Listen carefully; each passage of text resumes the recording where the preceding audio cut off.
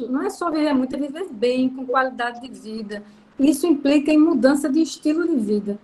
E é impossível, hoje em dia, se pensar em ter uma vida longeva e saudável sem cuidar de dois pilares básicos nessa longevidade, que é a alimentação e a emoção. O doutor Disseu é uma sumidade nesse assunto. Nos trará esse livro maravilhoso dele, que eu faço questão de mostrar aqui o meu, tá certo? Que já virou o meu livro de cabeceira, devido a esse conhecimento brilhante que ele está nos trazendo, e sempre dizendo que essa mudança nesse padrão de alimentação e de emoção, inclusive a alimentação também influencia na emoção, e com isso nós vamos ter um padrão de melhora, de concentração, de produtividade, de sono, ou seja, nós podemos melhorar a nossa vida como um todo. Hoje em dia se sabe que um percentual altíssimo das doenças tem uma questão genética, tem, mas esse percentual muitas vezes é mínimo em relação ao comprometimento devido ao nosso ruim, o nosso mau padrão de alimentação. Então, tenhamos bastante atenção e vamos aproveitar essa aula maravilhosa que o doutor Disseu tem para nos dar. Eu volto a palavra para o doutor Disseu poder dar início à sua palestra. Meu mestre, com carinho. Doutora Semíramis, muito obrigado. Doutora Semíramis além de uma grande médica, uma grande amiga, é uma oncologista extremamente diferenciada. Acho que é um privilégio quem pode tê-la como funcionária, como trabalhadora. Muito obrigado. Bom, o título da aula é Alimentação na Geração e Cura das Doenças. Obviamente que é um tema bastante extenso, né? Então, eu selecionei aspectos importantes que eu acredito que todo mundo vai se satisfazer. Muito mais importante do que apenas citar esse ou aquele alimento que faz mal isso, faz mal aquilo, vamos falar de tudo isso. Essa aula vai se dividir, essa apresentação vai se dividir em 3 momentos. Nesse primeiro momento, eu vou falar sobre esses fatores aqui, que eu chamo fatores de desarmonia orgânica, que eu acredito seja a parte talvez mais importante da aula, para as pessoas entenderem por que nós estamos adoecendo tanto, por que tanta doença degenerativa, por que tanta doença psiquiátrica, por que tanto câncer, vamos falar sobre isso. Depois, no segundo momento, vamos falar especificamente de determinados alimentos que geram doença. Vamos falar da carne, dos aditivos, da gordura, da fritura, dos açúcares. E, finalmente, no término da aula, última parte da aula, vamos falar não dos alimentos ruins, vamos falar dos alimentos bons, aqueles alimentos que fazem bem, aquela substância que comprovadamente tem ação anticancerígena, anti-inflamatória e antioxidante. Então, eu quero que vocês se atenham aqui. Obviamente que essa aula não é uma aula para médico, eu vou tentar me expressar em português que vocês todos entendam. Então, os grandes fatores de adoecimento orgânico são estresse celular, estresse oxidativo, produto de glicação avançada, desbiose intestinal, inflamação e disfunção telomérica. Vamos falar de cada um desses aspectos. Primeiro, quero que vocês se lembrem, acho que todo mundo deve isso aqui desde o tempo do curso médio, que é uma célula que é dividida em membrana, citoplasma e núcleo, né? Aqui no núcleo da célula onde está a nossa informação genética. Aqui no citoplasma, várias estruturas, como as mitocôndrias que produzem energia, isso aqui que armazena proteínas, etc. Mas eu quero que vocês entendam o seguinte, as pessoas falam assim, eu comi o alimento tal, fez mal ao meu estômago, ou atacou o meu fígado. Na realidade, um alimento equivocado, ele não ataca necessariamente o estômago ou o fígado. Cada vez que nós consumimos alimentos nocivos, eles atacam as nossas células. Vocês sabem que todo o nosso corpo é formado de células. É como uma parede formada de tijolo, nosso corpo é formado de células. Só que essas células são todas uma ligadas à outra e recebem nutrientes através dos nossos vasos sanguíneos. Então, à medida que você vai fazendo isso aqui, veja, isso aqui é uma célula. E eu coloquei uma série de substâncias nocivas aqui, gorduras trans, gordura saturada, glutamato monossódico, que é um aditivo químico terrível, alguns adoçantes, a maioria dos adoçantes do mercado são extremamente tóxicos. Vamos falar da carne. Carne é um alimento terrível para a saúde. Se a carne é ruim, você imagina os embutidos. Os embutidos são alimentos fiambres, salame, mortadela, salsicha, linguiça, são alimentos comprovadamente cancerígenos. Açúcar refinado, o leite da vaca, que todo mundo pensa que é uma coisa maravilhosa, é uma coisa muito ruim. Então, agora você imagina essa célula sendo agredida diuturnamente por isso aqui.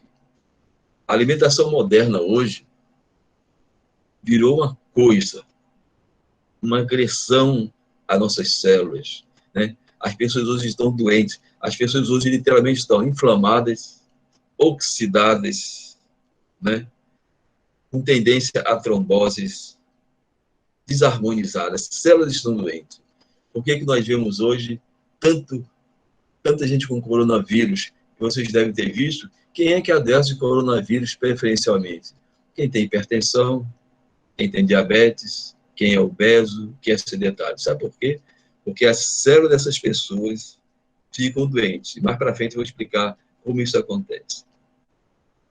Então, um dos grandes problemas hoje, em relação às nossas células, é a inflamação.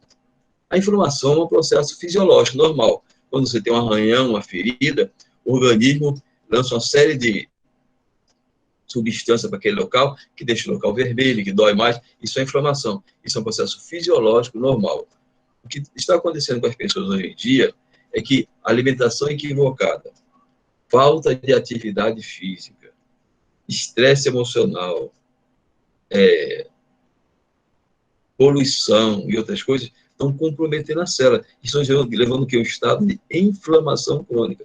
Isso aqui que está aparecendo aqui, ó, está mostrando uma membrana celular lesada, está mostrando aqui, ó, a flora intestinal alterada. Vou falar dessa flora mais na frente. Quando nós nos alimentamos mal, essa flora intestinal fica toda desarmonizada, a nossa microbiota intestinal. Isso leva a inflamação crônica. Essa inflamação crônica compromete os macrófagos, é um tipo de célula relacionada à nossa imunidade, compromete o neutrófilo também, que é outra célula que compromete em relação à nossa imunidade. E hoje sabemos que hoje as teorias moderníssimas mostram que existe uma íntima relação entre inflamação e câncer. Tem um autor de um livro foi conhecido, um médico americano, escreveu um livro chamado Anticâncer. E nesse livro, esse médico alicerça toda a sua teoria, mostrando que o status inflamatório atual das nossas células é o grande gerador de câncer. Então, célula inflamada, célula doente, alimentação equivocada gera câncer, gera um distúrbio neurodegenerativo, gera um Alzheimer, gera um Parkinson. Um aspecto interessante que eu quero lembrar a vocês é o seguinte, ó, isso aqui está escrito ômega 6 e ômega 3. O que é que são ômega 6 e ômega 3? São ácidos graxos, são gorduras. São gorduras chamadas essenciais, ácidos graxos essenciais. Ou são essenciais por quê? O organismo normalmente ele produz colesterol, ele produz triglicerídeos, mas os ômega 3 e ômega 6 não são produzidos. Para que você tenha um nível aceitável de ômega 6 e ômega 3, você tem que consumir essa substância. Todo mundo já deve ter ouvido falar muito assim, a ômega 3 é bom, algumas pessoas entre vocês devem estar tomando ômega 3. O grande problema que está acontecendo hoje é o seguinte, vou falar só em termos de inflamação, mas tanto o ômega 6 como o ômega 3 têm inúmeras e incontáveis funções. Entre elas, essas substâncias fazem parte da membrana das células. As nossas membranas celulares, nós vimos que a membrana citoplasma e núcleo, a membrana é formada por lipídios, por gorduras, proteínas. E uma das gorduras mais presentes são o ômega 6 e o ômega 3. E essa substância tem várias funções. Uma das funções mais importantes é regular a inflamação. O ômega 3 é uma substância que comprovadamente tem ação anti-inflamatória, diminui a inflamação. E o ômega 6 tem comprovadamente efeito inflamatório. Não quer dizer que esse aqui é ruim, não. Quer dizer, você tem que estar em equilíbrio. Os estudos mais modernos mostram que essa proporção entre ômega 6 e ômega 3 deve ficar entre 2:1 e 3:1. Veja essa balança aqui. A nossa dieta moderna contempla 20:1. Estudos americanos mostram que dietas norte-americanas chegam a ter 40:1. 40 de ômega 6 e 1 de ômega 3. Isso quer dizer o seguinte, que essa dieta é uma dieta totalmente inflamatória. E ela vai adoecendo essa célula, vai deixando essa célula liberando substâncias inflamatórias o tempo todo. E isso vai gerar uma série de doenças, como nós vamos ver. Onde é que estão os ômega 6? Sabe? Todos esses óleos que vocês se consomem por aí, esses produtos ultraprocessados, biscoitinho creme cap, biscoitinho Maria, esses cheetos, pipos, salgadinhos, tudo isso é empanturrado de ômega 6. E o ômega 3 tem em cereais, tem na linhaça, em peixe como o salmão e a sardinha. O que acontece é que a população hoje come tudo encomendado, tudo empacotado, e o ômega 6 está lá acima. Esse é mais um dos fatores que gera inflamação e doença. Então, os estudos mostram, se você faz uma alimentação regrada, que equilibra ômega 3 e ômega 6, você fica imune de várias doenças ou se recupera de várias doenças já instaladas. Os estudos mostram também que é muito mais razoável você regular o seu ômega 3 através da ingestão do ômega 3 pelos alimentos do que através da reposição por cápsulas. Isso aqui é um pouco complicado para quem não é médico, mas eu estou mostrando o seguinte, isso tudo aqui, ó, todas essas siglas aqui mostram são substâncias inflamatórias, certo?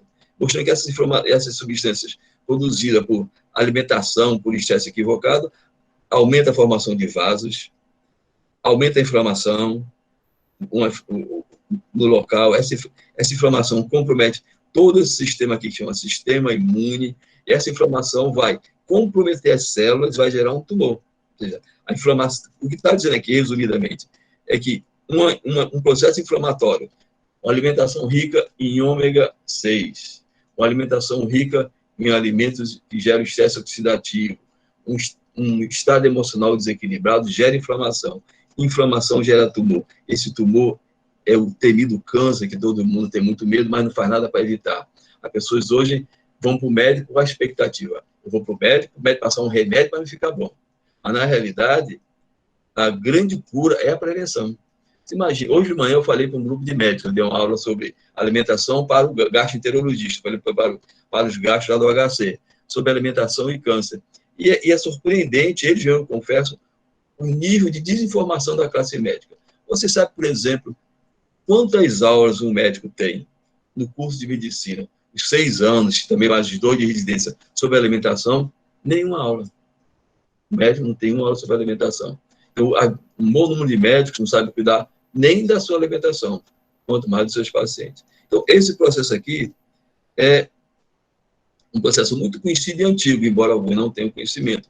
Mas inflamação repetida, alimentação equivocada gera câncer.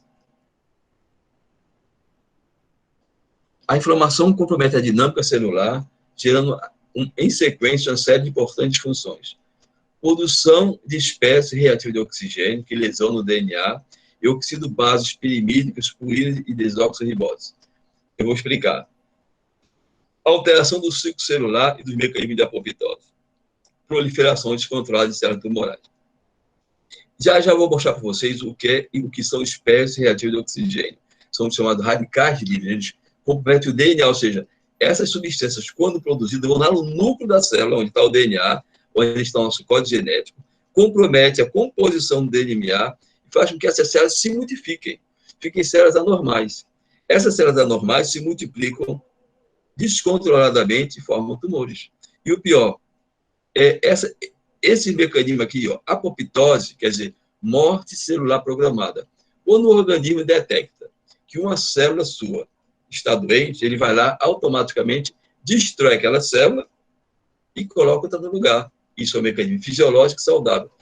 Agora, essas células aqui, ó, que são modificadas, essas células do câncer, não sofrem apoptose, ou seja, elas não morrem. O organismo não tem a capacidade de ir lá e destruir aquela célula doente, não. Isso é um problema para o câncer, porque aquelas células vão se multiplicando anormalmente, anarquicamente, e vão invadindo os tecidos e gerando desarmonia. Isso é grave, mas sabe o que é mais grave ainda? É saber que em cada 10 cânceres que existem no mundo, 3,5 são gerados pela alimentação. 3,5. São dados do Instituto Nacional do Câncer e da Organização Mundial de Saúde. Em cada 10 cânceres, 3,5, ou seja, 35% de todos os cânceres são gerados pela alimentação. Eu não estou falando influenciados, não, são gerados pela alimentação. E um dos mecanismos é esse aqui, a alimentação, o estresse oxidativo. Hoje, ninguém tem dúvida nenhuma, por exemplo, da inflamação. Eu coloquei a obesidade aqui para lembrar para vocês o seguinte: se as células das pessoas, de um grande número de pessoas, está doentes, está inflamada, a célula da pessoa obesa está muito mais inflamada. Parece que o adipócito é a célula de gordura. As células gordurosas do paciente que tem excesso de peso, elas são gordas, são aumentadas de tamanho, elas não produzem as substâncias que elas deviam produzir, mas elas ficam o tempo todo eliminando substâncias inflamatórias.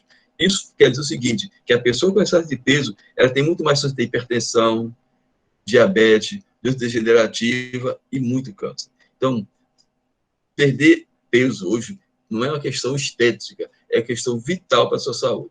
E sabe-se, por exemplo, também que a pessoa que tem obesidade, a microbiota intestinal, ou seja, aqueles micróbios que nós temos no intestino, são completamente pervertidos. Os estudiosos acreditam que nós temos cerca de 1 a 2 quilos de micróbios no nosso intestino. E são micróbios benéficos, esses micróbios produzem vitaminas, produzem enzimas, produzem neurotransmissores, coordenam nossa imunidade.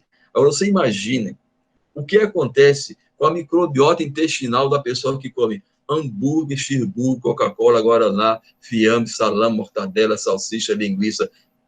Quer dizer, será que essa pessoa tem uma microbiota adequada? E o mais grave, sabe-se hoje que as pessoas que têm uma microbiota, ou seja, o conjunto de micróbios do seu intestino pervertido, tem disfunções emocionais, como depressão, pânico, ansiedade, disfunções neurodegenerativas como Alzheimer, tem muito mais chance. Sabe por quê? Porque quando os antigos falaram assim, o homem é o que come, estavam certíssimos, porque existe uma ligação íntima entre o intestino e o cérebro, através do nervo chamado nervo vago.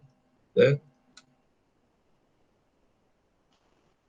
Algum aspecto importante em relação à inflamação ainda é, comprovadamente, a atividade física regular diminui a inflamação. Ou seja, o melhor anti-inflamatório que existe os melhores anti-inflamatórios que existem são uma alimentação física, uma alimentação saudável e atividade física regular.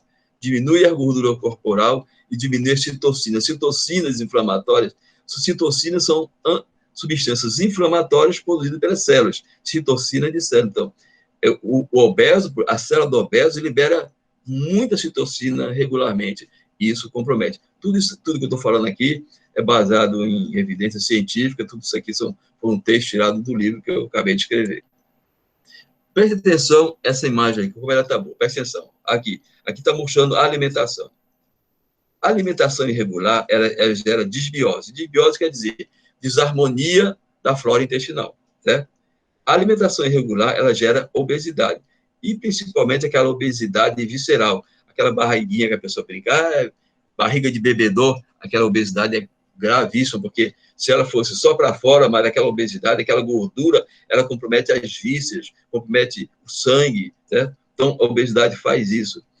A obesidade, vou mostrar aqui, ó, a alimentação equivocada aumenta a resistência à insulina. Você deve saber que a insulina é o hormônio que pega a glicose do sangue e bota para dentro da célula, certo?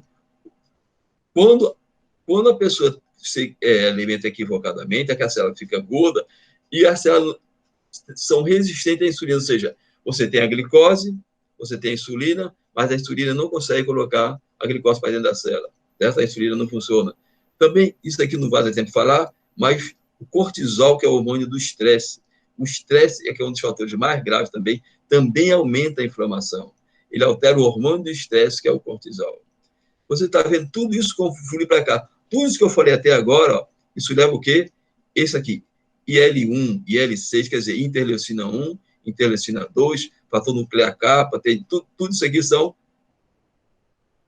fatores inflamatórios, ou seja, alimentação equivocada e todos esses aspectos relacionados, ó, toxinas e álcool também, né? Tudo isso aqui gera inflamação.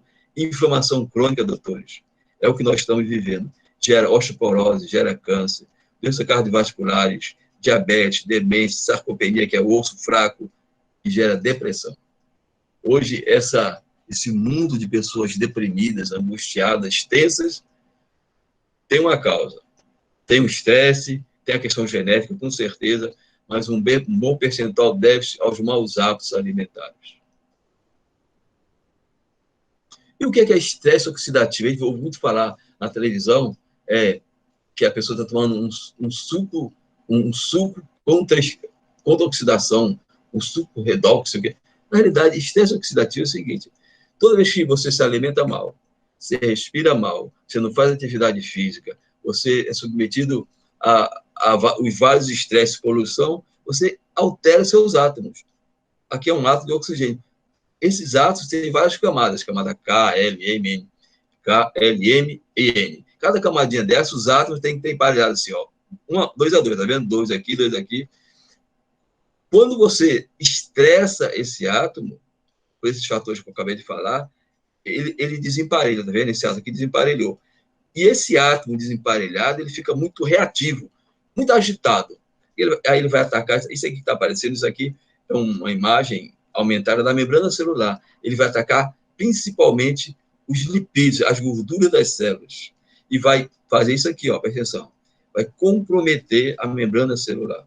E o mais grave, ele vai entrar no interior da célula, onde está o núcleo, e pode perturbar o DNA, é onde está o nosso código genético. Aí faz o quê? Faz com que as células comecem a reproduzir anormalmente, aí gera uma série de doenças degenerativas e até o câncer. O nosso corpo, naturalmente, tem substância chamada antioxidantes, são os antioxidantes endógenos, de dentro. E existem aqueles antioxidantes que nós consumimos. O selênio é um antioxidante, vitamina D é um antioxidante, vitamina E é um antioxidante. Então, esse desequilíbrio aqui vai ser o seguinte: se a agressão for muito maior que a nossa capacidade de antioxidante, você vai adoecer.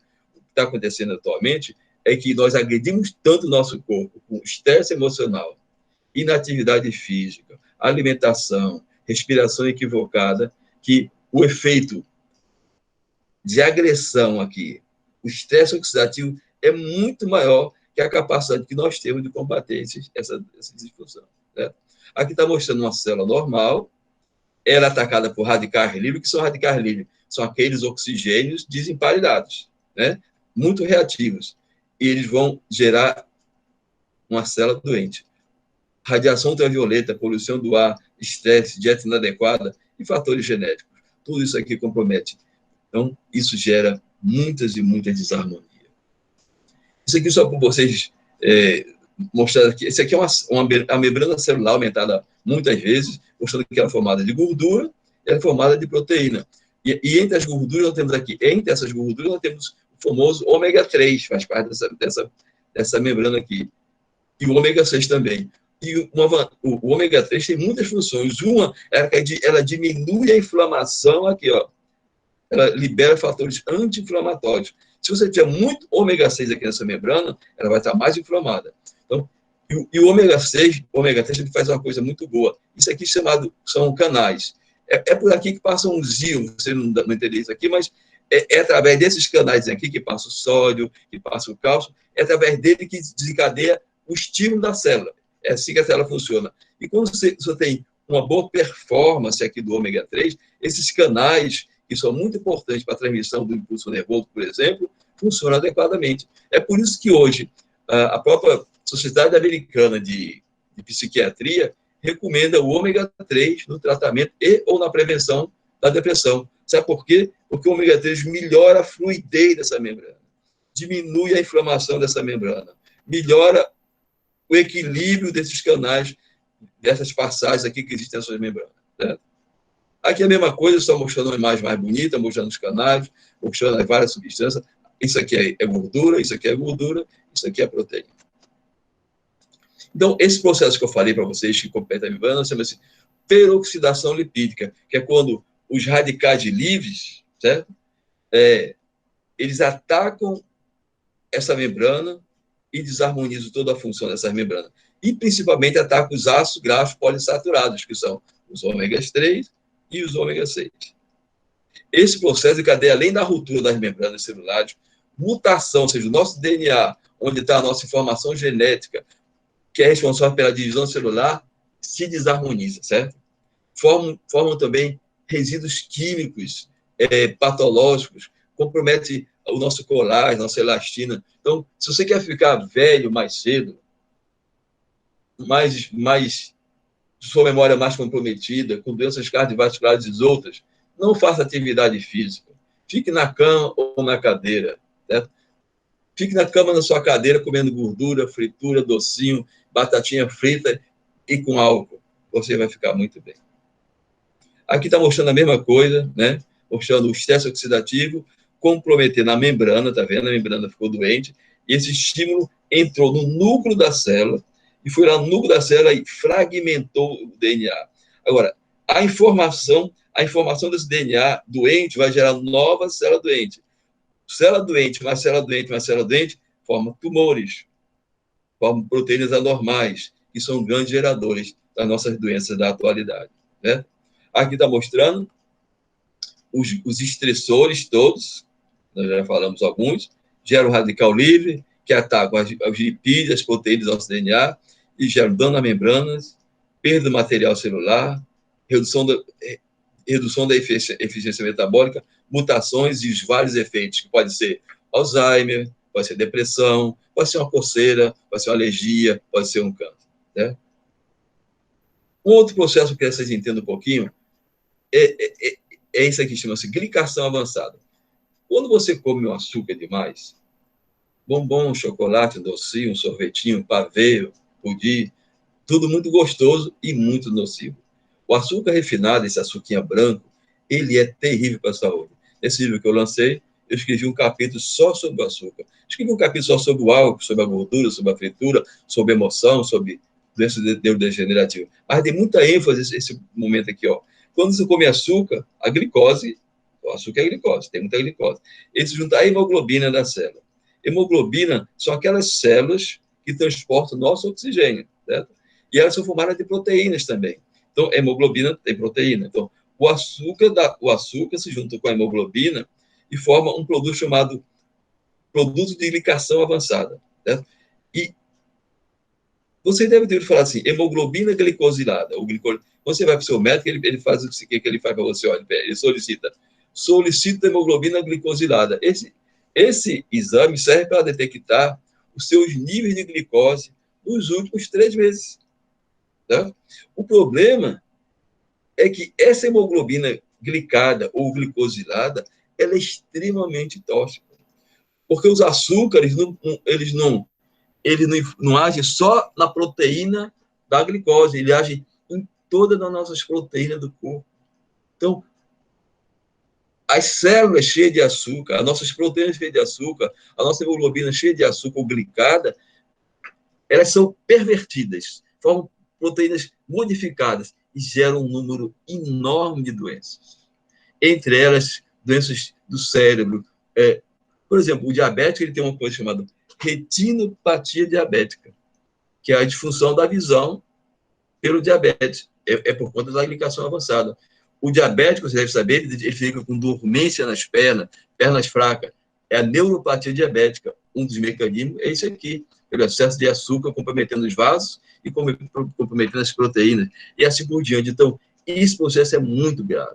E eu fico muito impressionado, às vezes, quando vejo médicos comendo açúcar, Coca-Cola, Guaraná. Isso é uma coisa assim, quase que um suicídio que as pessoas estão cometendo. Só que isso é muito gostoso. Só que a indústria da doença, por exemplo, eu sempre pergunto nas minhas aulas, para que serve uma pessoa saudável? Não serve para nada. Não vai para médico. Não toma remédio. Não faz exame. Não faz ressonância. Não faz procedimento. É uma catástrofe. Quebra o sistema. Então, todo o nosso sistema de saúde, incluindo a indústria dos alimentos, a indústria dos medicamentos, não está o mínimo preocupado se você fique saudável ou não. Ele quer que você fique doente, mas que não morra logo. Se morrer logo também não tem graça, você não dá lucro. Então, você tem que ficar muito tempo doente, mas sempre diabético, sempre hipertenso, sempre com disfunção metabólica, sempre com sua doencinha de base, para tomar sempre remédio. Então, por isso que não são feitas campanhas sérias contra o consumo de açúcar, o consumo inadequado de alimentos, certo? Fora o açúcar, outros alimentos que têm muito produto de glicação avançada são carne bovina, aves, peixes, ovos, carnes magras, vermelhas, manteiga, maionese, creme de queijo, óleos, muitos deles, viu? Ó, essa glicação avançada, não vou poder ler isso aqui, porque senão não vou terminar. Gera tudo isso aqui, ó. Câncer, hipertensão, dano vascular, esteatose hepática. Com certeza, entre vocês, deve ter vários com esteatose hepática, que é o fígado cheio de gordura, disfunções cerebrais, ovário policístico, complicação da diabetes, artrite, Alzheimer, disfunção erétil, catarata, síndrome metabólica, aterosclerose. Tudo isso aqui é gerado ou influenciado pela glicação avançada. Certo? E outra coisa, outro aspecto importante que eu quero falar é a desbiose intestinal. Eu coloquei o obeso aqui, porque o obeso, classicamente, ele tem a sua flora intestinal alterada. Desbiose quer dizer uma disfunção da sua flora intestinal. Então, quando essa flora intestinal está desarmonizada, isso acontece na maioria das pessoas, ela deixa de produzir enzimas, deixa de produzir neurotransmissores, ela diminui a sua capacidade de regular a imunidade, ela começa a mandar estímulos anormais para produzir proteínas anormais e já para o seu cérebro, induzindo a produção, induzindo o surgimento de doenças neurodegenerativas. Então, doutores, você manter essa microbiota intestinal saudável é fundamental. É fundamental. Agora, como você manter essa microbiota saudável com álcool, gorduras, frituras, enlatados, conservas e outras coisas? Isso é impossível. Aí você vai ter seu fígado doente, sua célula gordurosa doente, o seu cérebro doente, a sua musculatura comprometida. Já foi falado aqui, mas lembrando que existe uma íntima relação entre o intestino, principalmente sua microbiota intestinal e o seu cérebro. Então, o que você come repercute na sua emoção, no seu comportamento, na sua agressividade. Né? Você sabe aquela... Eu estava assim, fulano é um indivíduo enfesado. Enfesado quer dizer um indivíduo cheio de fezes. Os antigos já percebiam que o indivíduo cheio de fezes ele era mais nervoso, ele era mais agressivo, porque a constipação intestinal, além de gerar vários problemas, ela compromete esses micróbios aqui. Eles não exercem sua função adequadamente. Produzem muitas substâncias anormais e enviam para o cérebro. E o seu cérebro também fica doente, certo? O seu digestivo e o cérebro estão intimamente relacionados. Sabe que vários hormônios intestinais produzidos no cérebro e que chegam até ele podem influenciar a capacidade cognitiva, memória, concentração. Todo médico que atende em seus ambulatórios, seu consultório, recebe diariamente o paciente falando: doutor, estou com memória fraca. Será que é Alzheimer? Não, a maioria da memória não é Alzheimer, não. Mas o excesso de informação também, celular, televisão, alimento, compromete sua memória. Né? E uma microbiota alterada também. Um outro aspecto que eu quero que vocês observem com calma são essas estruturas chamadas telômeros. Aqui, ó, o telômero é isso aqui. Isso aqui, né, é o DNA, né, perto do DNA. E aqui é uma partezinha do telômero. Eu vou mostrar para vocês. Então, o que é o telômero? Telômeros são estruturas constituídas por fileiras repetidas de proteínas e DNA não codificantes que formam as extremidades dos cromossomos. Sua principal função é impedir o desgaste do material genético e manter a estabilidade estrutural do cromossomo. Ou seja, esses telômeros são aquela terminaçãozinha que eu mostrei para vocês. Ela impede o desgaste material, protege a célula e mantém a estrutura do cromossomo, onde estão as informações da nossa vida. E eu vou mostrar uma coisa para vocês aqui, presta atenção. Vários estudos relatam a associação da dieta e consumo de alimentos específicos com o comprimento dos telômeros do leucócitos. No leucócito é onde se estuda mais os telômeros, no leucócito. Nessa linha de leucócitos são as células brancas. Nessa linha de pesquisas foi demonstrado que o maior comprimento de telômeros está associado ao consumo de leguminosas, nozes, algas, frutas e sucos.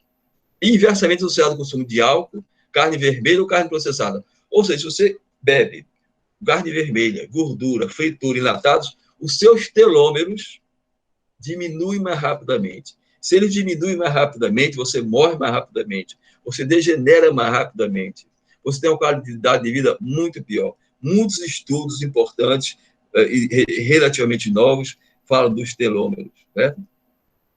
Tudo indica que redução do consumo de bebidas açucaradas pode estar associado ao comprimento prolongado dos telômeros. independente de outras características, como idade, sexo, índice de massa corporal. Se você diminui o açúcar da sua alimentação, só o açúcar, você já é capaz de dar uma melhor vida para os seus telômeros, ou seja, uma melhor vida para você.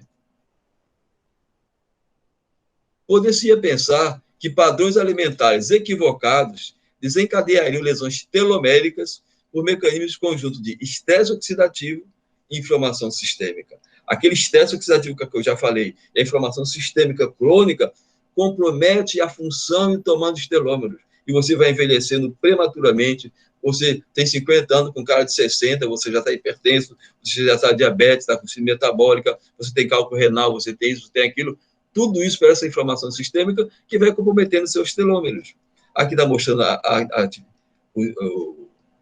alimentação equivocada, atacando os telômeros, e acontece isso aqui, ó, telômero normal, ele vai diminuindo, vai diminuindo, vai diminuindo, vai diminuindo. Quando chegou aqui, você morreu, certo? Mas, então, isso é muito complicado. Eu aconselho que vocês vejam um vídeo que tem na internet, da doutora Elizabeth Blackburn. Essa senhora ganhou o título, o prêmio Nobel da Medicina e da Fisiologia, estudando os telômeros. E ela tem um vídeo na internet que ela fez para o público leigo mesmo, inclusive com tradução e legenda em português, quando ela fala dos telômeros e fala da importância desses telômeros e o que nós devemos e podemos fazer para evitar o seu encurtamento precoce. Ela dá muita ênfase também ao estresse, o estresse do dia a dia como uma das grandes causas de encurtamento precoce dos telômeros. Agora vamos começar a falar dos alimentos propriamente ditos. Sal refinado. Lembre-se que esse sal refinado é um dos grandes geradores de câncer de estômago. Certo? Câncer de estômago. O brasileiro come pelo menos 2 vezes mais sal do que devia, ou mais. Certo? E aquele salzinho branco refinado é terrível, além de aumentar a hipertensão, de funções cardíacas, ele é um dos maiores geradores de câncer do estômago. E isso é complicado porque um bom número de aditivos que nós consumimos, quando nós consumimos alimentos, sulfito de sódio, se você der uma olhadinha no seu adoçante que você usa, tem lá sulfito de sódio. Então, todos esses alimentos aqui, todos esses aditivos químicos aqui, todos têm sódio. Então, as pessoas consomem sódio sem nem saber que está consumindo. Acredita que o sal ocasiona um dano ao revestimento mucoso das células do estômago. Ou seja, as células do estômago que estão em contato com os alimentos, elas se degeneram, certo? E por conta do uso continuado do sal, certo? Isso gera inflamação, acaba comprometendo o DNA da célula e gera câncer. Então, eu marquei isso aqui para mostrar que isso é antigo, ó. Se você conversar com 10 médicos, eu digo para você com certeza, 9 não vão nem ter noção que o sal de cozinha gera câncer no estômago. Então, se você come muito sal, você tem câncer, mas você tem que ter cuidado também com os alimentos conservados em sal, né?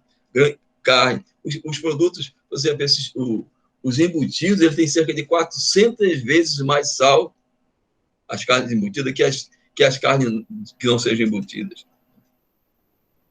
Sabe-se também que essa bactéria chamada H. pylori, que é uma bactéria que comprovadamente gera úlceras, gera gastrite, gera câncer, ela tem um efeito junto com o sal, ou seja, é como se o sal preparasse um ambiente para o micróbio. O H. pylori está lá, mas se o seu estômago é um estômago saudável, você faz uma boa alimentação, tem uma boa vida, faz atividade física, o H. pylori fica quietinho porque ele não consegue agir.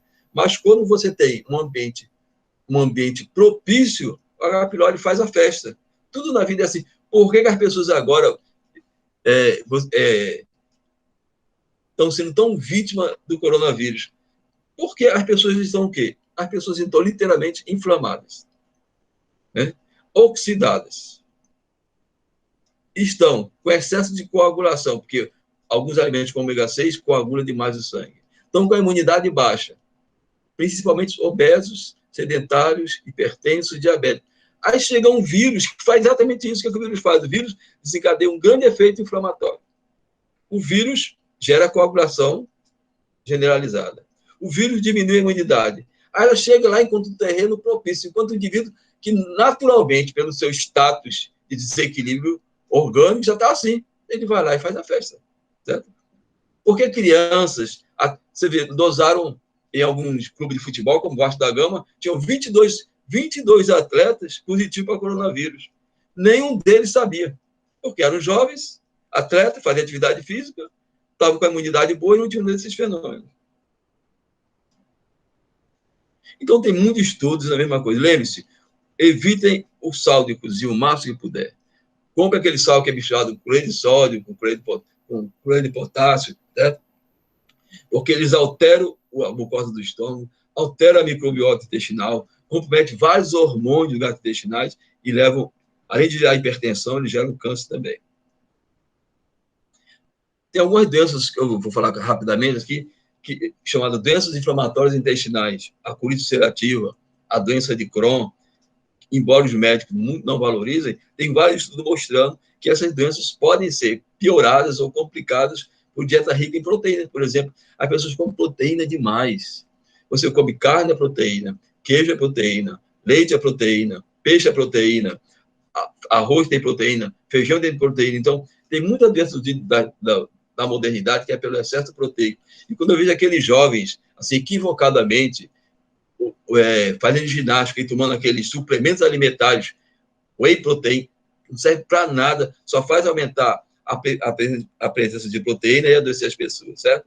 Então, tem muitos estudos mostrando isso. Mostra também que o ômega 6, o ômega 3, se você consome muito ômega 6, pode gerar também uma colite ulcerativa. E o ômega 3, que é anti-inflamatório e antiagregante, diminui a inflamação e diminui as tromboses, tem um efeito contrário. Né?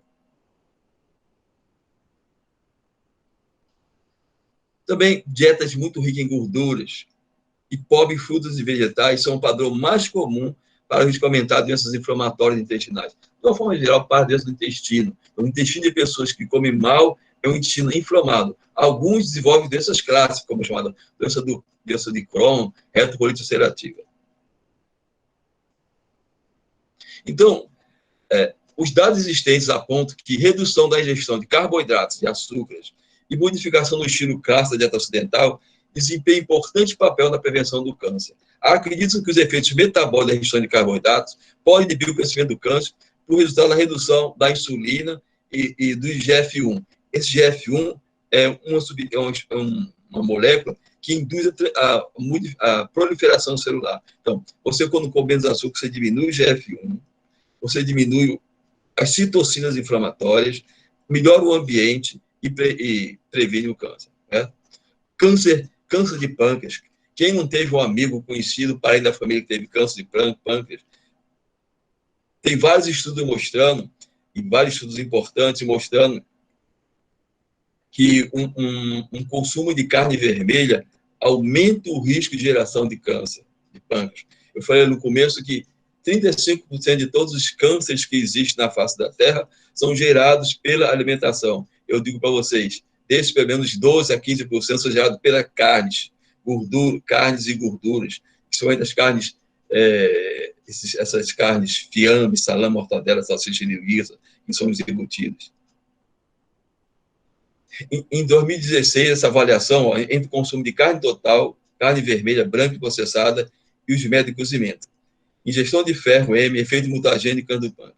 A análise dos dados mostrou que o risco de câncer de pâncreas aumentou significativamente com a ingestão de carne total, carne vermelha e carne cozida em alta temperatura. A temperatura, carne grelhada e ferro M de carne vermelha.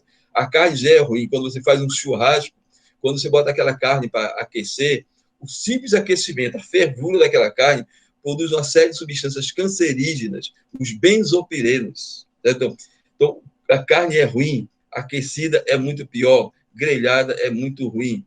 O óleo é a mesma coisa. Quando esses óleos que se usa nos alimentos são muito ruins. Mas quando você aquece um óleo, ele forma uma série de substâncias nocivas à saúde, algumas delas cancerígenas. Se você não pode passar sem óleo, então prepare seus alimentos, sabe com o quê? Com azeite de oliva.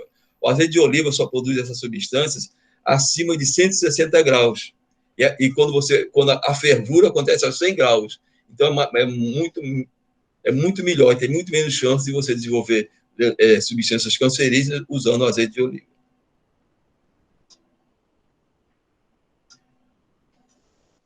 Esse estudo é a mesma coisa, um estudo de 2018, um estudo recente, chegou ao mesmo resultado a mostrar que carne vermelha e processada pode estar envolvida na carcinogênese pancreática, gerar câncer. E o câncer de esôfago também, né? Mesma coisa, mostrando a ingestão de carne total tem forte relação com o incremento do adenocarcinoma de esôfago, que é um tipo de câncer de esôfago mais frequente. A carne vermelha tem influência sobre o carcinoma de células escamosas. E a carne processada provavelmente se relaciona com o risco total de câncer de esôfago de uma forma geral. Então, fiquem atentos. Eu sei que alguns falam assim, paciente, doutor, eu ficar sem carne, eu prefiro ficar doente. Mas isso é de boca para fora. Eu sei que eu completei agora 38 anos de consultório, e essas pessoas falam isso quando daqui a um tempo elas chegam doente. Doutor, me diga o que é mesmo para comer? Podia ter feito antes do tumor chegar. Também está comprovado, baixo nível de ingestão de vegetais seria o fator etiológico mais comum para o câncer de esôfago e alguns tipos de câncer. O refluxo gastroesofágico também pode contribuir para o câncer de esôfago, e contribui muito. Você tem uma alimentação equilibrada, o seu refluxo diminui substancialmente. Então, se você come muita carne, poucas verduras, poucas frituras, com certeza sua chance é muito maior. Câncer do intestino, câncer de reto, mostrando que vários meta-análise é o seguinte, você vai fazer um estudo individualizado. Eu vou estudar se a carne causa câncer, isso é um estudo. Agora, uma meta-análise é quando você pega 10, 20, 30 estudos sobre o mesmo assunto, carne e câncer. O pesquisador seleciona 50 estudos para ver o conjunto que resulta daí. Ou seja, quando falar meta-análise de 10 estudos de corte, quer dizer que ele pegou 10 estudos, analisou tudo o que dizia e chegou a uma conclusão. Então, esse 10 relatou a relação estatisticamente significativa de dose-resposta entre a ingestão de carne e câncer retal, colo retal, observando aumento de 17% de risco para o consumo de 100 gramas de carne vermelha e de 18% por 50 gramas de carne processada, os embutidos, que se a carne é ruim, os embutidos são muito piores. Também não tem muita dúvida hoje que a gordura, a carne tanto induz o câncer do intestino, como induz também o câncer de próstata. Os maiores geradores de câncer de próstata são gordura, excesso de proteína animal e carne, certo? Outra coisa que eu marquei aqui, o tempo de permanência. Você deve defecar pelo menos uma vez ao dia. Se você passa 3, 4, 5 dias sem defecar, procure se tratar urgentemente. Porque quanto mais tempo aquele alimento fica no seu intestino, maior chance de você desenvolver um câncer. Mais chance você tem de comprometer sua microbiota intestinal. Certo? Então, defecar bem, todo dia, regularmente, pelo menos uma vez por dia, é fundamental. Quanto mais calorias e câncer, quanto mais você come, mais chance você tem de ter câncer. As pessoas que comem muito têm mais. Eu coloquei aqui câncer coloretal, mas vários tipos de câncer.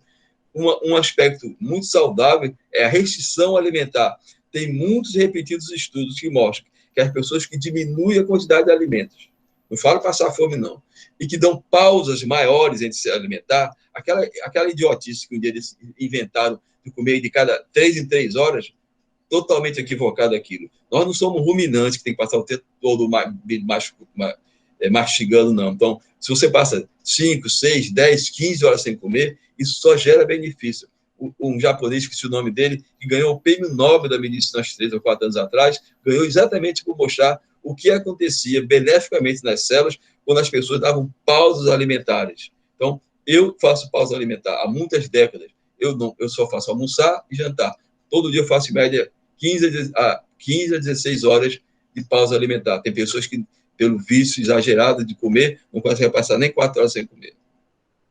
Então, não vou falar disso aqui não, muito é complicado.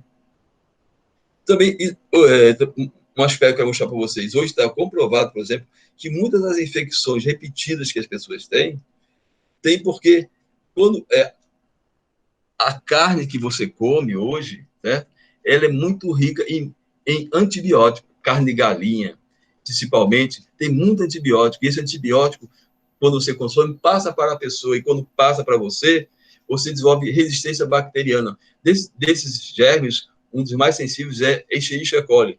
Então, quando você tem uma infecção urinária, trata, não resolve, é porque possivelmente você já tem aquele micróbio, já tem resistência bacteriana, porque você consome antibiótico regularmente ao consumir a carne cheia de antibióticos, cheia de carne de galinha. Né?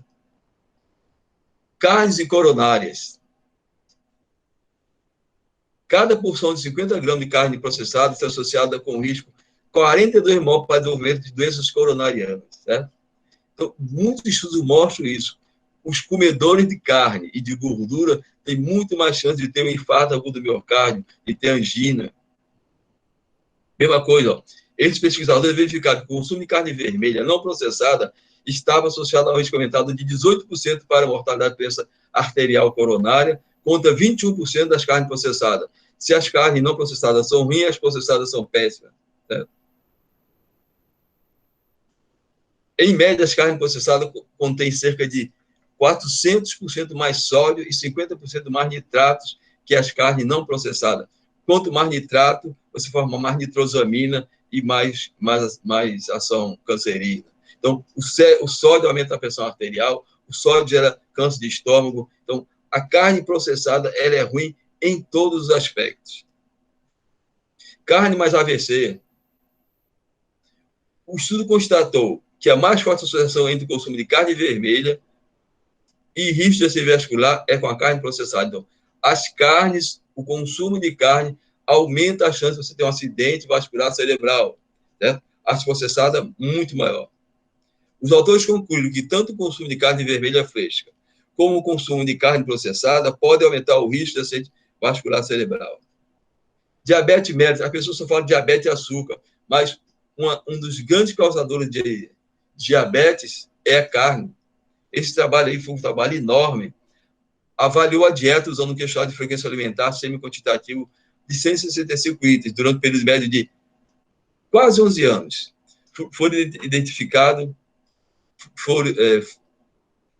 5.207 casos de diabetes mellitus. A conclusão foi que a ingestão de carne vermelha e de aves está associada ao maior risco de diabetes tipo 2, principalmente devido ao excessivo nível de ferro desses alimentos. Não vou poder falar sobre isso, mas o ferro sérico, o ferro presente nesses alimentos, é um grande gerador de muitos tipos de doenças, inclusive diabetes. Esse outro trabalho de 1900, uma meta-análise, está vendo? Uma meta-análise, estudo muito mais consistente.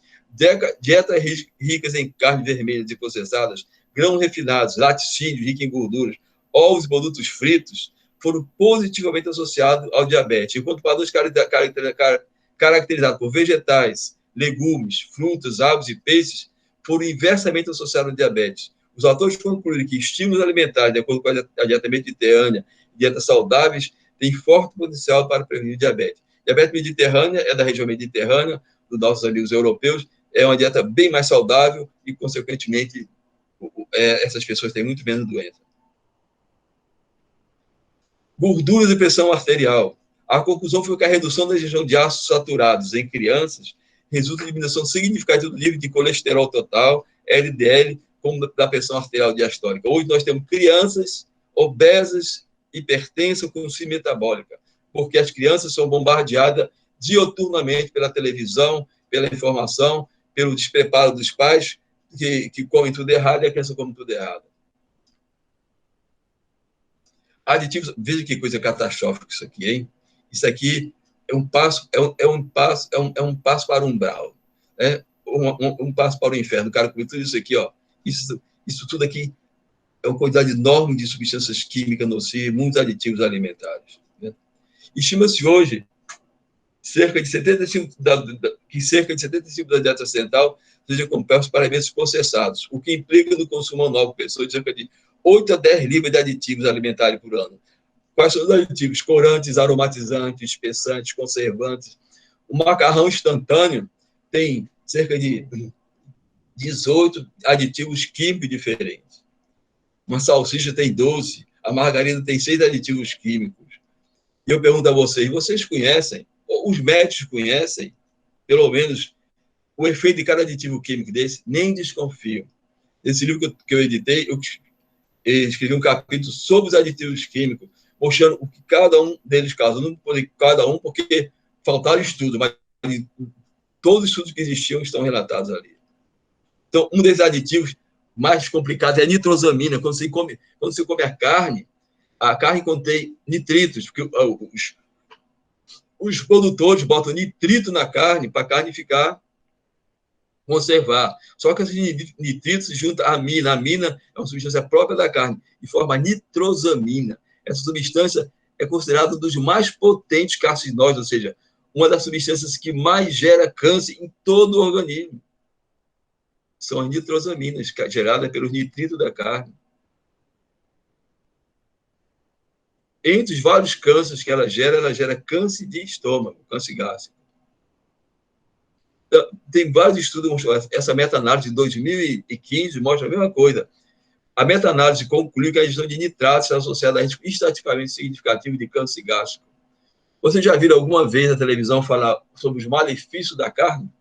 Os malefícios do álcool? Não falam, doutores, porque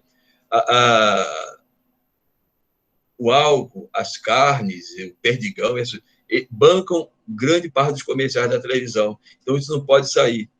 É por isso que médico também não tem sobre alimentação. O médico é formado para tratar doenças, não é formado para entender de doentes, não é formado para entender de saúde. Portanto, ele não entende a questão da alimentação também e não sabe essas informações. Corantes. Eu pergunto a vocês, para que serve um corante? Corante é um aditivo químico, um aditivo alimentar. O corante é apenas para colorir os alimentos. E para que os alimentos têm que ser coloridos? Porque ele sabe, nós não sabemos, mas ele sabe, por exemplo, que determinadas cores agem numa estrutura chamada hipotálamo, que está dentro do nosso sistema nervoso central, e aumenta o apetite, aumenta a vontade de comer. Tem alimentos que você olha na prateleira, dá para vontade de você comer com papel e tudo. Aquele papelzinho também não tem aquela cor, por acaso. Aquelas cores, os odores, a consistência, a viscosidade, tudo aquilo é preparado para induzir a pessoa a consumir mais. Certo? Você vê, vocês todos devem conhecer aquele M&M's, que é um chocolatezinho recoberto. Aquele M&M's tem 5, só disso, estou falando só de corante, tem 5 corantes. 2 deles são proibidos na metade do mundo e liberados no Brasil. A grande parte dos corantes são genotóxicos, ou seja, geram lesões nos seus genes, geram câncer. Isso é permitido. Vocês que são pessoas da lei, isso é legal no Brasil. Né? Legal em grande parte do mundo.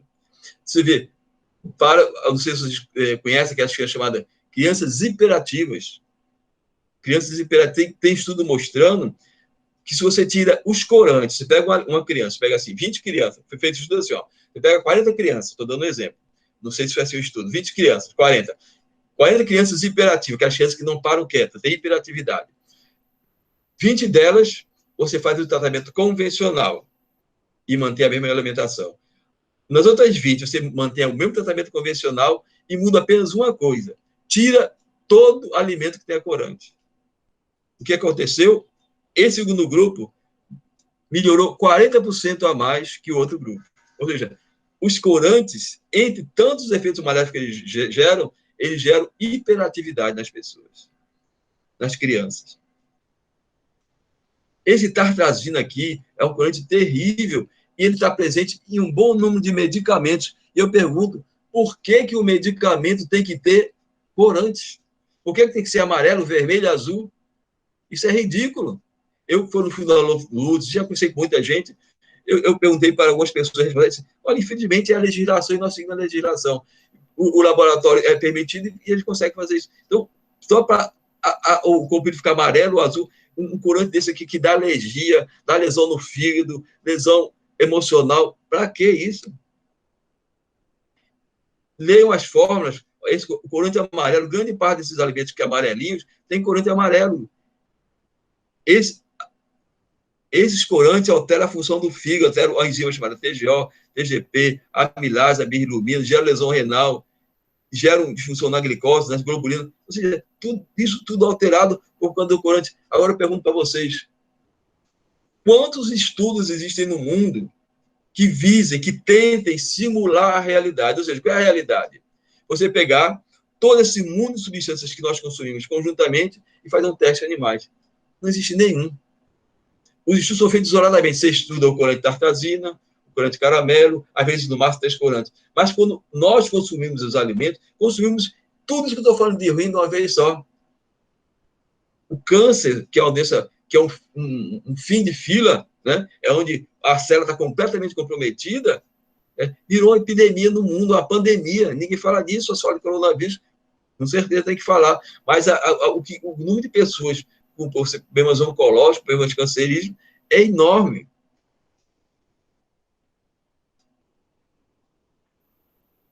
Bom, vários aditivos alimentares, a maioria deles, eu não vou poder falar que é muita coisa, mas geram muitas disfunções nos órgãos das pessoas. Ou eu vou falar um pouquinho, nós temos ainda uns 20 minutinhos, eu vou falar coisas boas agora. Os nutrientes protetores, as fibras. Quando você come alimento fibroso, você gera muito bem o seu organismo. Ó. Alimentos, fibras, verduras. Fibras são essas aqui, ó. Tudo aqui é alimento fibroso. Você, verificou os potenciais benefícios, incluem proteção à saúde gastrointestinal do intestino, minimizando o impacto de doenças como constipação intestinal, síndrome do intestino irritável, doenças inflamatórias e divertículo. Um benefício das fibras. 2. Quem come mais fibra perde mais peso com facilidade. Tem redução do risco de doenças cardiovasculares, diabetes tipo 2 e síndrome metabólica. Tem mais defesa, a imunidade é melhor, a sua microbiota intestinal é melhor, o seu envelhecimento é melhor, os seus telômeros diminuem menos rapidamente. Em pessoas que têm alergia, redução da gravidade da asma e de doenças pulmonar obstrutiva. Com certeza, quando você come fibra, você melhora a sua microbiota intestinal, sua chance de entrar em depressão ou de função emocional é menor. E se você entrar, sua chance de sair é maior. Com certeza, quando você come muita fibra, a densidade mineral óssea para as mulheres que têm osteoporose é muito melhor em adulto e em criança. Você tem muita redução de funções da pele. A pele é um órgão do corpo. Quando você come erradamente, sua pele reclama. Quando você come muita fibra, você reduz o risco de dermatite seborreica, ajuda na atenuação da gravidade e transtorno de aspecto do autismo. Então, fibra. Tudo indica que a fibra talvez seja o principal componente dietético de alimentos vegetais integrais, associado à promoção de uma microbiota colônica saudável, que auxilia na redução da inflamação tumorogênica e na produção de carcinógenos. Resumindo, quando você come fibra, você melhora os micróbios do seu intestino, produz mais micróbios saudáveis, reduz a inflamação do seu intestino e reduz a produção de substâncias cancerígenas. Pessoas que adotam alimentação pobre em fibra têm muita constipação intestinal, o contrário é verdadeiro. A pectina, que é uma fibra que tem várias substâncias na aveia, nas frutas, pode reduzir o score médio de constipação, aumentar a população da microflora colônica saudável. Frutas como manga e ameixa são eficazes na redução da constipação intestinal, todo mundo sabe disso. Essa pesquisa demonstrou que o efeito da fibra intestinal no controle de carcinógenos intestinais, deixando claro que variados tipos de fibra podem contribuir nesse processo e que a espessura da fibra não é uma ação limitante. Ou seja, quanto mais fibra você tem, menos substâncias cancerígenas você forma no seu intestino e mais você melhora a sua flora intestinal. Se você come mais fibra, a sua chance de você ter um câncer coloretal diminui substancialmente. Revisões têm mostrado que a ingestão de fibras, frutas e legumes está inversamente associada ao risco de desenvolver câncer coloretal. Você vê, são muitos estudos como em 2018. Essa revisão de 2018 observou que o maior consumo de total de fibras é capaz de reduzir o risco de câncer de colo em 26%. Outras revisões sobre o tema também deixaram claro que o consumo aumentado de frutas reduz o risco de surgimento de adenomas em 21%. Tudo isso aqui que eu estou mostrando são meta-análises, são estudos muito diferenciados. Todas essas meta-análises mostraram a mesma coisa, essa meta-análise aqui de 2018, 2014, 2015. Eu estou mostrando isso porque você chega na internet e tem um bocado de besteira, sem nenhuma evidência científica. Né? E o que eu estou falando aqui é tudo baseado em estudo, eu não estou falando o que eu acho, estou falando o que a ciência moderna tem mostrado. Estudos têm demonstrado que a probabilidade de envelhecimento bem-sucedido aumenta em cerca de 30% para aqueles indivíduos que adotam alimentação rica em frutas e é reduzida em 30% para aqueles indivíduos alimentados com padrões ricos em carnes e frituras. Então, o seu envelhecimento saudável, não é, o importante é você viver 80 anos, mas como é que você vai viver 80 anos? É fazendo hemodiálise 3 vezes por semana? É indo de médico em médico? É tomando remédio para dor sempre, para depressão? Quer dizer, isso as pessoas estão até vivendo mais hoje. Estão vivendo porque estão sobrevivendo mais. Uma substância que eu já falei que é benéfica é o ômega 3. O ômega 3 é chamado o ácido gástrico poliinsaturado. Os insaturados são melhores que os saturados. E são o EPA e o DEA. São esses nomes feios aqui de dois, certo? E eles geram uma série de lesões. Comprovadamente, o EPA e o DHA, eles geram uma série de efeitos benéficos. Certo? Diminui a inflamação, certo? Diminui as situações inflamatórias, melhora a imunidade, melhora a depressão e uma série de outros aspectos, certo?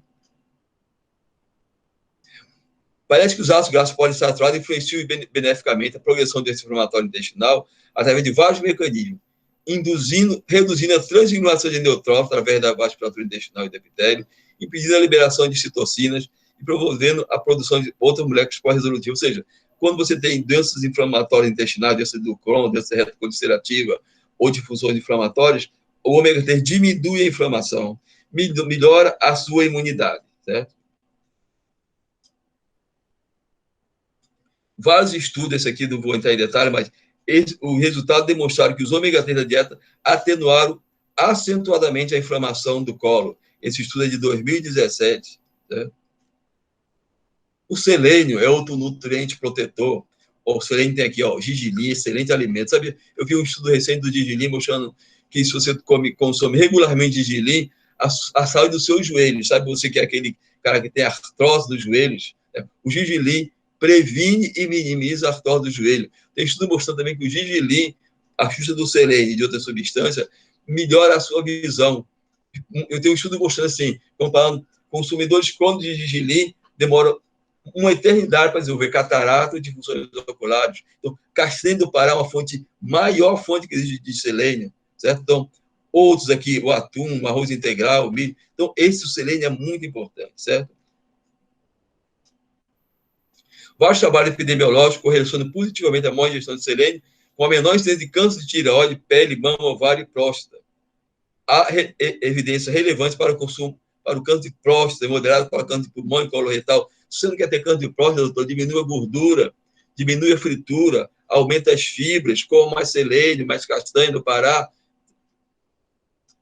Alguns ensaios também mostraram uma proteção para o câncer de fígado. O beta-caroteno, que tem os carotenoides nessas frutas aqui, essas frutas amarelas. Então, o beta-caroteno é de atividade anticancerígena contra a carcinoma de células escamosas e esofágio, ou seja, o beta-caroteno previne o surgimento de câncer de esôfago.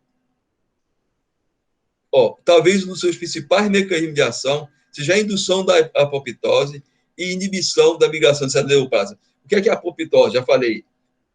Morte celular programada. E falei, a célula cancerígena, ela não sofre apoptose. O organismo tem capacidade de programar a sua morte. Parece que o consumo, não só do beta-caroteno, como de vários micronutrientes, induzem a facilitação de uma apoptose, ou seja, de uma morte da célula cancerígena. Flavonoides, flavonoides tem várias estruturas, né? Em vários alimentos contém flavonoides, alimentos principalmente de origem vegetal, né? Ele atua de várias maneiras, diminui o nível de LDL, o colesterol ruim, e do colesterol total, promove vasodilatação endotelial, é a parte mais interna do vaso. Esse endotélio produz várias substâncias benéficas. Captura os radicais livres, que são aqueles agentes nocivos que geram estresse oxidativo. Tem ação anti-inflamatória, anti-isquêmica. Isquêmica é quando falta sangue, ele aumenta a perfusão. E tem ação antioxidante. Então, são muito importantes esses flavonoides. Assim isso é reforçado por ações benéficas, preventivas para o variado número de doenças, câncer, diabetes, fibromialcárdia, esclerose, artrite reumatoide, doenças neurodegenerativas. Isso tem muitos estudos falando do flavonoide, eu tive que selecionar esses estudos. Esse EGCG é um tipo de flavonoide, ó, previne o surgimento do câncer de pele fotoinduzido. O resveratrol, sabe onde é que existe o resveratrol? Na uva. Não é no vinho, não. Vinho, bebida alcoólica não serve para nada. Você quer comer, se você quer consumir benefício da uva, toma o vinho não, aquele suco natural. Um flavonoide presente alto concentração do amendoim na caixa da uva dos alimentos pode prevenir o câncer, inibir o crescimento tumoral, angiogênese, assim, é porque o câncer ele recebe muito sangue, é formado muitos vasos, e parece que alguns alimentos têm a capacidade de diminuir a formação desses vasos e diminuir a evasão celular. Então, se você come muitos alimentos anticancerígenos, você tem a possibilidade de minimizar isso. Eu não estou dizendo que você tem um câncer, você não faça sua quimioterapia, não faça sua radioterapia, faça sua alimento. Não tem nenhum estudo que diga isso. Se tiver com o seu câncer, procure a doutora Semílias, pelo amor de Deus, que é uma das melhores oncologistas de Pernambuco. Você vai tratar o seu câncer agora. Você tem que preveni-lo, prevenir que ele surja. Depois que já está aquele tumorzão enorme, se você fizer uma alimentação saudável, com certeza você vai ajudar o efeito da quimioterapia e da radioterapia. Mas, por si só, não tem estudos que digam que só a modificação do seu hábito alimentar vai diminuir aquele tumor. Em 2017, uma meta-análise mostrou o menor risco de mortalidade por todas as causas para quem consumiu 200 miligramas de flavonoide total. Foi também constatada a associação marginalmente significativa entre o consumo total de flavonoide alimentar e o menor risco de doenças cardiovasculares. Os autores concluíram que consumir alimentos ricos em flavonoide pode reduzir o risco da mortalidade por todas as causas. Essa meta-análise verificou que o alto consumo de flavonoides total está associado à diminuição de mortalidade por todas as causas.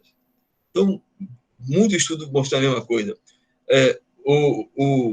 As frutas vermelhas que têm esse ácido elástico, essas frutas vermelhas também, essas frutinhas vermelhas, o morango e outras, também contribuem para ter uma ação anticancerígena importante. O ácido elástico pode contribuir para a prevenção do câncer de colo por modulação da expressão de vários genes de células epiteliais. Parece que ele tem uma ação em alguns genes, modificando beneficamente esses genes. Né? E acho que esse é o último, a cúrcuma. Quando eu estava estudando e selecionando artigos, sempre que você estuda algum aspecto, seja na medicina ou em qualquer outro local, sempre vai ter um estudo que diz uma coisa e outro que diz outra. Assim, não. Um pesquisador diz que isso é bom, ou não, diz que isso é ruim, ou diz que é mais ou menos. A cúrcuma, em relação à cúrcuma, eu não consegui encontrar um artigo sequer que não fosse favorável à cúrcuma. É esse pozinho aqui, essa raiz aqui, certo? Principal composto da cúrcuma, a curcumina possui atividade farmacológica, incluindo propriedades antitrombóticas, diminui o colesterol, tem ação antioxidante e ação anticancerígena. Comprovadamente. Estudos demonstraram que a curcumina da cúrcuma tem possível ação na prevenção de vários tipos de câncer, câncer de estômago, intestino, colo, pele e fígado. E ele age em várias etapas do câncer, certo? Na iniciação, na promoção.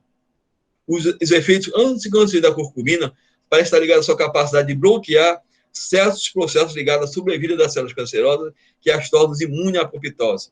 Parece que a curcumina torna a célula cancerosa mais propensa a morrer.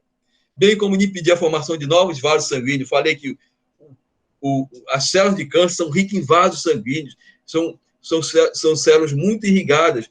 Parece que a cúrcuma diminui esses aportes exagerados de sangue e piora os tumores, privando assim da sua fonte de energia. Parece que o câncer de colo é um dos cânceres no qual a cúrcuma tem maior influência positiva. Eu falta pouco tempo, vou dizer, como é que você vai consumir a cúrcuma? Você vai numa casa de produtos naturais e compra esse pozinho aí, cúrcuma.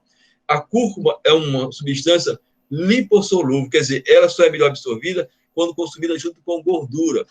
Para você não comer gordura má, coma o azeite de oliva. O azeite de oliva tem uma gordura monoinsaturada chamada ômega 9, que é excelente. O ômega 9 por só é excelente. Então, você pega uma colher de chá de cúrcuma, bota no pratinho, mistura com azeite de oliva.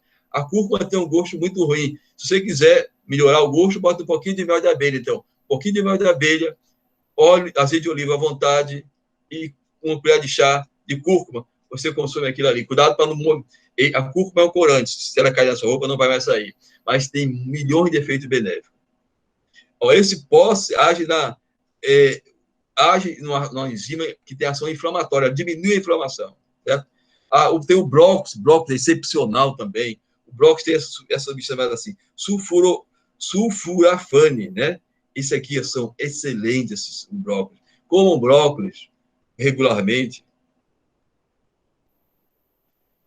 Com a descoberta do subproduto do brócolis, vários pesquisadores direcionaram suas pesquisas para isotiocianatos e demonstraram que esses produtos têm atividade antiproliferativa contra as células tumorais e apresentam efeito protetor contra o câncer em vários órgãos, como pulmão, esôfago, glândula mamária, próstata, fígado. Então, comam o brócolis. O brócolis, o repolho, o agrião, antes do almoço, é de fazer um prato de verduras verdes, comprovadamente antioxidantes, anti-inflamatórias e anticancerígenas. O sulforofane, que já falei, é um isocianato com grande potencial quimiopreventivo, antiproliferativo, anti-inflamatório, antioxidante e anticancerígeno. A influenciar todas as fases da carcinogênese, é o mais estudado nos últimos anos. Tem vários estudos mostrando isso. E o resveratrol da uva, então, já falei, tome suco de uva, coma a uva e coma a casca da uva. Né? Em 1996, o resveratrol foi identificado como a primeira molécula da região nutricional capaz de intervir na progressão dos tumores. Tem a capacidade de inibir as 3 etapas necessárias do desenvolvimento dos mesmos. Isso é a iniciação, a promoção e a progressão. Um tumor não surge do dia para a noite, ele leva, às vezes, décadas para surgir. Então, ele tem várias fases. E parece que o resveratrol age nessas 3 fases, minimizando a possibilidade de surgimento de um tumor. Assim como a curcumina, o estudo atual mostra que ele é verdadeiramente uma molécula anticancerígena muito poderosa. Muito obrigado. Terminamos essa apresentação. Aí fica aberto as perguntas e a doutora Semira me comanda aí. Alô? Eu anotei 3 perguntas pelo chat. Vou fazê-las e quem quiser fazer mais alguma pergunta pode anotar no chat também. Depois nós passamos a palavra à doutora Semíramis. Doutor Disseu, se a substituição do açúcar pelo adoçante à base de estévia é benéfica ou menos prejudicial? Com certeza.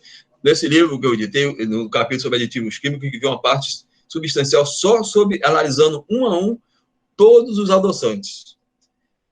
E todos eles são extremamente nocivos, dão lesões, disfunções neurológicas, psiquiátricas, hematológicas. Não presta. Com exceção da estévia. Eu não encontrei nenhum estudo que dissesse que a estévia é um adoçante que gera alguma forma de disfunção. Certo? Então, estévia... Agora, quando você for comprar estévia, tenha cuidado, que às vezes a gente bota assim no vidro, bem grandão. Estévia. E embaixo, bem pequenininho, tem escrito ciclamato sacarina.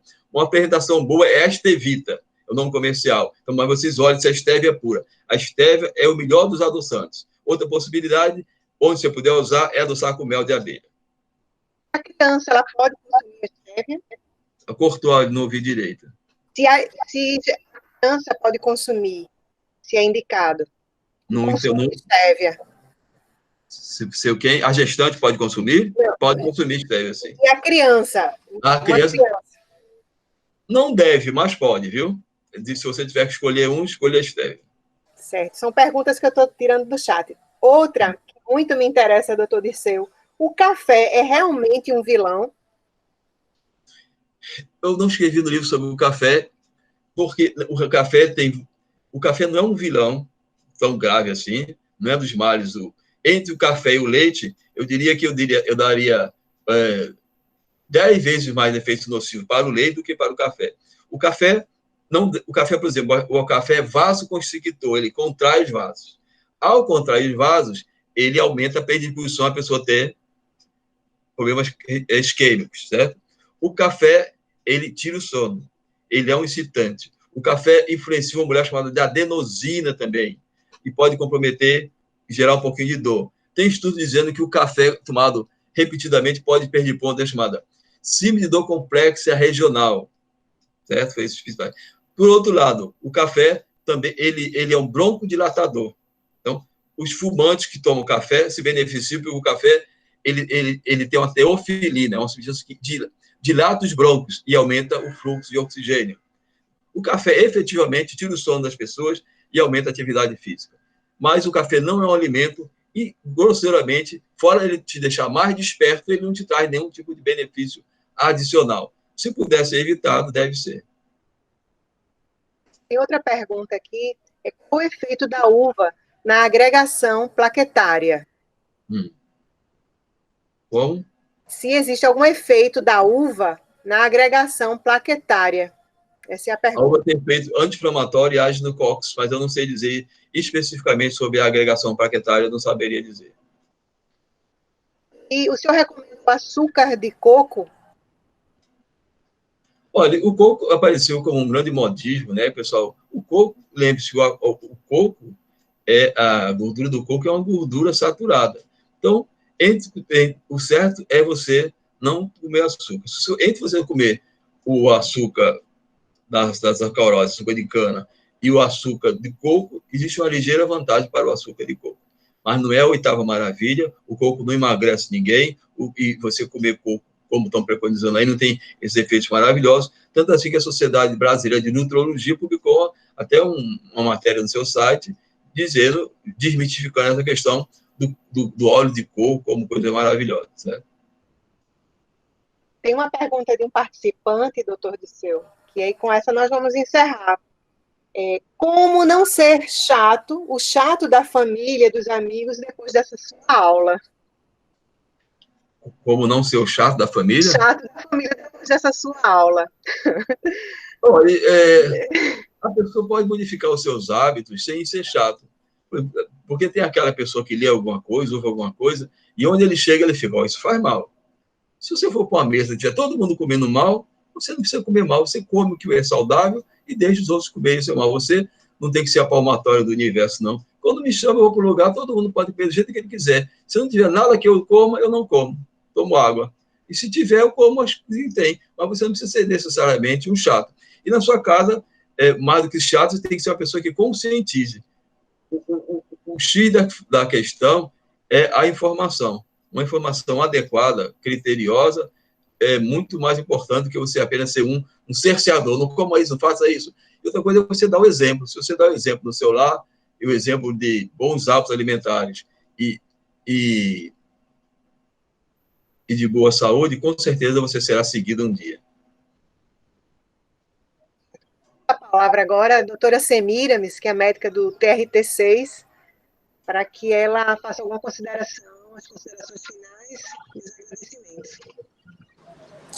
Mais uma vez, boa tarde a todos. E agradecer por demais, gratidão eterna, doutor Disseu, pela palestra excelente, trazendo tantos conhecimentos fundamentais, porque é muito difícil, realmente, mexer na cultura já existente dessa política da indústria alimentícia, que nos vende o tempo inteiro só alimentos que são danosos, que são nocivos à nossa saúde. E quando chega alguém com essa profundidade, com essa riqueza de detalhes, realmente choca as pessoas. É como se as pessoas já achassem que a partir de agora não poderão comer mais nada, mas muito pelo contrário, muito pelo contrário.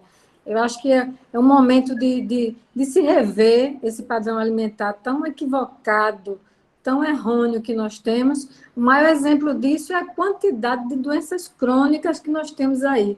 E o que é pior, em cada vez numa faixa etária mais jovem, que nós temos de adolescentes, de jovens muito doentes já desde agora, doenças que não eram tão conhecidas antes, justamente pelos motivos que o doutor Disseu explicitou, que é essa nossa péssima alimentação, essa nossa má alimentação, que só nos trazem tantos prejuízos.